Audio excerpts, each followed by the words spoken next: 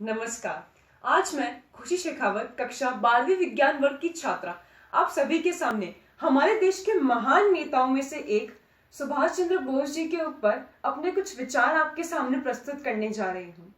सुभाष चंद्र बोस का जन्म 23 जनवरी 1897 को ओडिशा के कटक नामक एक क्षेत्र में हुआ था और उन्होंने अपनी प्रारंभिक शिक्षा भी कटक में ही पूरी की।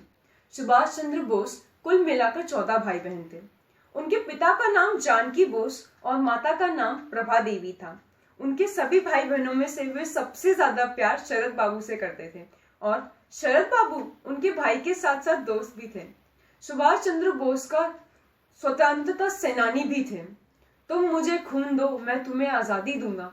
उन्होंने ही हमारे भारत को यह नारा दिया जिससे भारत के कई युवा वर्ग भारत से अंग्रेजों को बाहर निकालने के लिए प्रेरित हुए। द्वितीय विश्व युद्ध के दौरान अंग्रेजों के खिलाफ लड़ने के लिए उन्होंने जापान के सहयोग से आजाद हिंद फौज का गठन किया था और देश को आजादी दिलाने के लिए अहम भूमिका निभाई थी।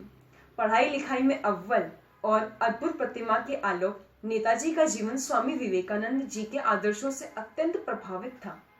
नेताजी का योगदान और प्रभाव इतना बड़ा था कि कहा जाता था कि अगर उस समय नेताजी अगर भारत में उपस्थित रहते तो शायद भारत एक संघ राष्ट्र बना रहता और भारत का विभाजन न होता। वो वास्तव में भारत के एक सच्चे बहादुर वीरों में से थे जिसने अपनी मातृभूमि के खातिर अपना घर और आराम दोनों त्याग दिए थे। हमेशा हिंसा के भरोसे रहते थे और ब्रिटिश शासन से स्वतंत्रता पाने के लिए सैन्य विरोध का रास्ता बना। ऐसे ही विद्रोह के कारण नेताजी को कई बार जेल हो चुकी थी।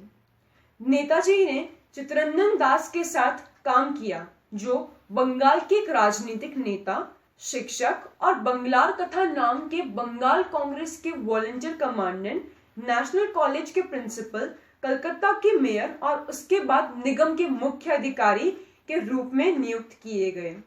आइए इस गणतंत्र दिवस के मौके पर हम हमारे इस देश के सपूत को और उनके विचारों को अपने जीवन में उतारें ताकि हमारा जीवन भी उन्हीं की तरह एक स्वतंत्रता और अपने देश के लिए कुछ कुर्बानी देने की इच्छा करें।